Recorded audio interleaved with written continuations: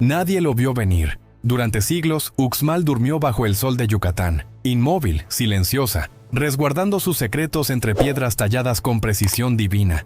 Pero el día en que la tierra se abrió y el agua descendió a las entrañas del mundo, algo despertó. Lo que emergió de aquel abismo no era solo un vestigio del pasado, era una pregunta dirigida a toda la humanidad. Las lluvias comenzaron un viernes, como si el cielo hubiera decidido purificar la península entera. Cayeron durante 3 días sin tregua, arrasando los caminos, colmando los cenotes y anegando los templos de Uxmal, la antigua ciudad del adivino. Los arqueólogos pensaron que, al cesar la tormenta, lo único que encontrarían serían muros erosionados y senderos deshechos. Sin embargo, lo que aguardaba bajo el suelo era algo que desafiaba toda lógica. El 18 de septiembre de 2024, cuando las nubes por fin se retiraron, un grupo de restauradores halló un hundimiento detrás de la pirámide del adivino. Un sumidero perfecto, redondo, profundo. Desde su borde, el suelo parecía abrirse como una herida recién hecha, revelando un resplandor tenue que ascendía desde las aguas oscuras. Algunos pensaron que era un reflejo del sol, pero la luz seguía ahí incluso de noche. Mario Gutiérrez, veterano custodio del sitio, fue el primero en descender con una cuerda improvisada. Había trabajado en Uxmal por más de 2 décadas, y nada lo había preparado para lo que vio. Bajo el agua cristalina brillaba una geometría imposible, una estructura circular tan regular, tan precisa, que parecía tallada por una mente que no conocía el error. Mario no habló durante horas. Solo repitió una frase que muchos recordaron después. Eso no debería existir ahí abajo. La noticia llegó rápido a Mérida y de allí a la Ciudad de México. En menos de una semana, un equipo de arqueología subacuática viajó a Uxmal. Su líder, el doctor Roberto Castillo, describió la expedición como una de las más difíciles de su carrera. El agua estaba cargada de sedimentos extraños y los instrumentos de medición sufrían interferencias sin causa aparente. Las brújulas giraban sin sentido, los radares no devolvían señal. Era como si algo invisible distorsionara el espacio. A 20 metros de profundidad, los buzos descubrieron que el sumidero no era natural. Era la entrada a una caverna monumental. Las paredes, lejos de ser irregulares como las de un cenote, estaban revestidas con bloques de piedra tallada, perfectamente ensamblados, sin rastro de erosión. Al tocar uno de esos bloques, los buzos notaron una vibración sutil, como si la piedra respirara. Más abajo, a 40 metros, el túnel desembocaba en una cámara circular del tamaño de una catedral. En el centro, sobre un lecho de arena fina, se alzaba una torre. Un cilindro oscuro, de unos 8 metros de altura, pulido hasta reflejar la luz como un espejo líquido.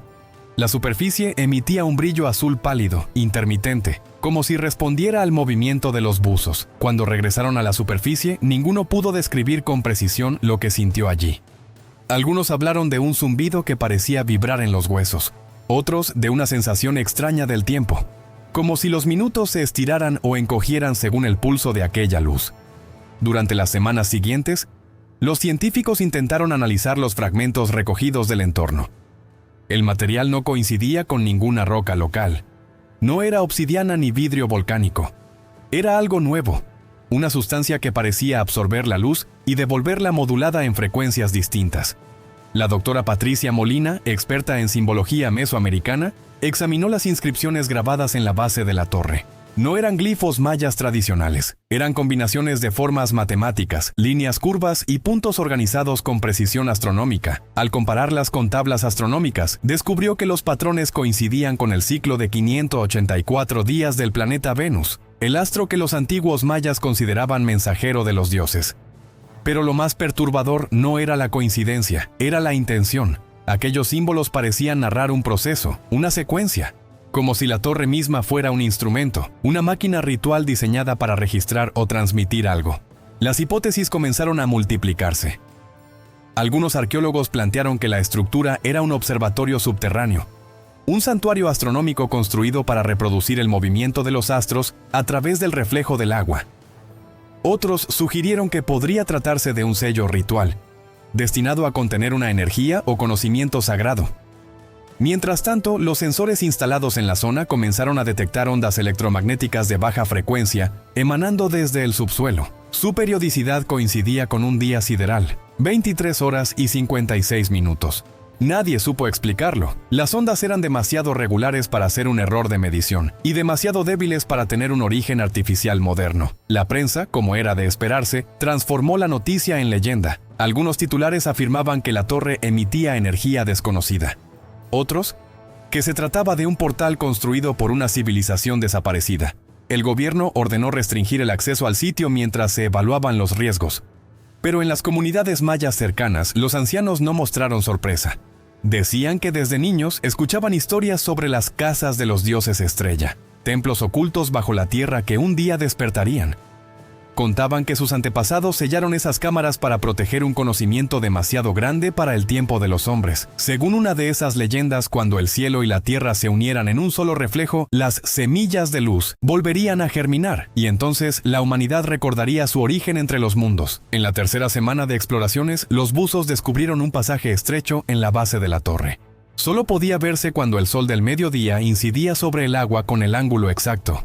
Al ingresar, hallaron una cámara esférica, perfectamente lisa, sin un solo grabado visible. Pero cuando encendieron las luces, las paredes comenzaron a brillar, revelando una constelación tallada en relieve. No era el cielo visto desde la Tierra. Las posiciones de las estrellas correspondían a un punto de observación distinto, como si hubieran sido trazadas desde fuera del planeta. Los cálculos indicaron que la perspectiva coincidía con la de un observador situado en la órbita lunar. El hallazgo dividió a la comunidad científica. Algunos afirmaban que se trataba de un error de interpretación. Otros, que los mayas habrían utilizado proyecciones geométricas para representar el cielo desde un punto imposible.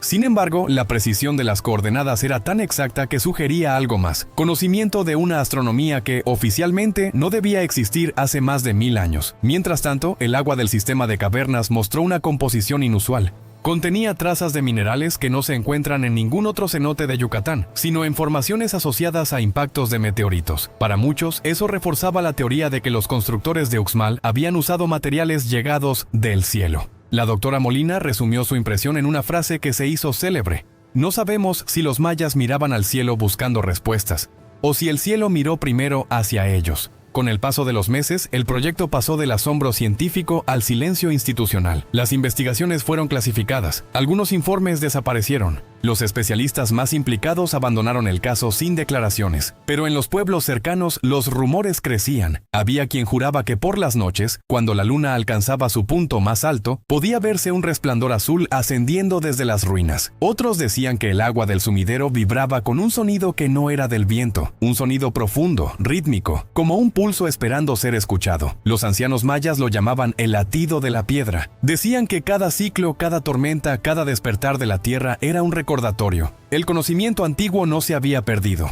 solo dormía. Un año después del descubrimiento, la zona fue cerrada al público. Uxmal, la joya del Puc, volvió a quedar en silencio. Pero los que estuvieron allí nunca olvidaron la sensación de aquella luz palpitando bajo el agua. Hoy, los registros oficiales hablan de un colapso geológico y de una caverna natural sin valor arqueológico comprobado. Pero quienes participaron en las primeras inmersiones aseguran que eso no explica nada. Algunos investigadores retirados afirman haber visto patrones lumínicos que se repetían cada 584 días, exactamente como el ciclo de Venus. Otros sostienen que las ondas detectadas en el subsuelo continuaron emitiéndose durante meses, siempre sincronizadas con el movimiento sideral de la Tierra. ¿Qué era realmente aquella torre? ¿Un templo astronómico sumergido? ¿Un experimento de piedra y agua diseñado para reflejar los ritmos del cosmos? ¿O acaso, como dicen las leyendas, una puerta que conecta el corazón del hombre con el de las estrellas? Quizás nunca lo sepamos. Pero una cosa es cierta. Bajo las arenas cálidas de Yucatán, algo respira. Algo que pertenece tanto al pasado como al futuro. Uxmal no solo fue una ciudad, fue un mensaje tallado en piedra, un eco de una sabiduría que aún no comprendemos. Y mientras los siglos continúan girando, esa luz, la misma que un día emergió desde las profundidades, sigue esperando el momento exacto para volver a revelarse. Porque hay secretos que no se descubren, se despiertan.